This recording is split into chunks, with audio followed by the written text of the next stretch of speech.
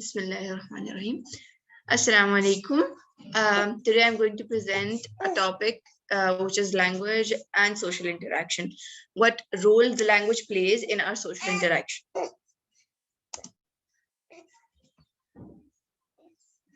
Language and social interaction. From the previous chapters that my friends have presented, we have noticed that in style shifting, diglossia, dialect switching, and language switching, there is a relationship between social situation and language variety. Now, first we have to understand what style shifting, diglossia, dialect switching, and language switching is. So I'll explain with an example. First, we'll begin with style shifting. Style shifting can be explained like, for example, if I describe a game which I have recently attended, for example, football, cricket, or any other game, to friends, I would explain or describe it as cool, legit. But to my parents, I would probably be a bit decent and say it was entertaining or it was fun. That is the difference. That is style shifting. Now, diglossia. What is diglossia? A situation in which two languages are used is basically diglossia. For example, usually we have seen signboards, which, for example, this one, Hyderabad, written in two languages. That is what diglossia is. Direct switching and language switching. We use so much these days. For example, you're good at mathematics, lekin you don't practice enough. और so many other examples जो कि हम अक्सर use करते हैं. For example, the sentence I just used. अच्छा, यहाँ पे एक मैं पॉज करूं.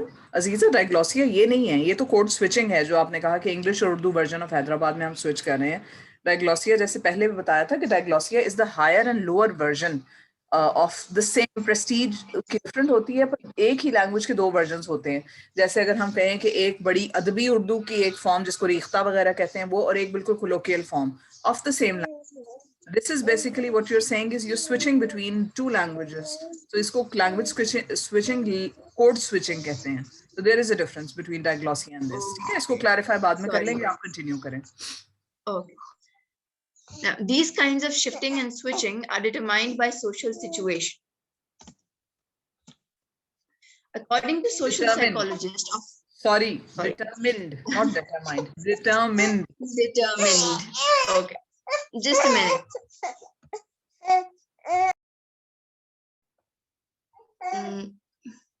Okay. Can everybody hear me? Yes. Okay. According to the social psychologist of language, Howard Giles, speakers are not sociolinguistic automata. It means they do not just respond to situations automatically. They use switching for their own purposes, which could be to manipulate, to influence, or define the situation and convey the meaning and personal intention. For example, he was so happy. This was to basically clarify my concept. That's why I used language switching. Now, situations where two languages are involved have two aspects. First is instant switching or code switching. This is where a speaker switches languages in between sentences to make his point clear. Example, I didn't quit, I just stopped. I mean, it wasn't an effort I made क्योंकि मेरे लिए smoking नुकसानदेह है or this or that. Second possibility is to use language switching. This is where a speaker can switch completely from one language to another. For example, in Uganda, in this chapter that we are basically presenting, the main region that the author uses is Uganda. Ma'am, how do we pronounce this word properly? Uganda or Uganda? It's Uganda. Uganda. Okay. In Uganda is a multilingual country where language switching takes place according to the social situation. As my friend just described in the previous presentation, here there are many languages used and different different situations. For example, a place I go to or an area I go to where one language is more common than the other, or than the language that I use. So there I'll use that language, that particular language which is dominant over there or which is more understood there. For example, in Kampala, the capital of Uganda, the social linguistic situation is very complex. There are very many different ethnic groups living in the town, most of them speaking different languages. Some of the groups are from Uganda, and the others come from Kenya, Sudan, and Congo. Therefore, many different language or dialects are spoken there. Another example, which is quite near to us, is Gilgit, Baltistan, where we can refer to. There are 30 languages with Indo-Aryan or Indo-Iranian and Sino-Tibetan roots are spoken. Some of the languages used are Urdu, Pashto, Shina, Balti, Wakhi, and Burushaski. Language choice. Social situation is naturally a determining factor of language choice. Language choice also indicates particular moods and intentions. For example, at home or at a restaurant with friends, you might speak Urdu, but at a job interview, despite both the parties knowing Urdu, you may communicate in English. Because this is usually because we think that English has more, what do you call it, more higher rank in society, basically, even though living in Pakistan, where Urdu should be at Prestige यानी जो associated है ना, Prestige कहते हैं उसको language. yes, exactly, prestigious. English is more prestigious than Urdu. We think it that way.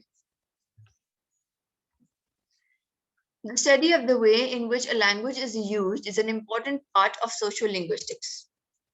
Social linguistics look at the way in which language can be used for manipulating relationships and achieving particular goals. Rules for conducting and interpretation differ from society to society. For example, it can often be embarrassing in English society to be together with someone and not talk to them.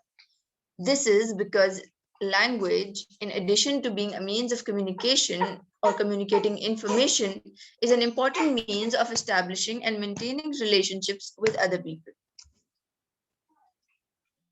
There is a need to learn the pronunciation, grammar, and vocabulary of a language. Also, learn how to use the language in conversational interaction in order to be able to establish social relationships and participate in two-way communication. For example, how conversations are structured. Structure of conversations. They are based on the principle of turn-taking and are organized in such a way that only one speaker speaks at a time. There are points where it is possible and points where it is not possible to interrupt a speaker. There are rules about how and when one is allowed to introduce a new topic of conversation. There are rules about silence, for example, how long and what it means. Conversations consist of structured sequences of different types of utterance. Okay, now here in the first point, they're based on the principle of turn taking and are organized in such a way that only one speaker speaks at a time. The example for this can be, for example, if I and a friend are talking, or if you're reading a conversation between two people, you might notice that one, you don't always write as in Aziza said this, or then Hiba said this. It's only one time when you mention it, and then it goes turn by turn, turn by turn. And when someone doesn't speak, they say he remained or she remained silent. Excuse me.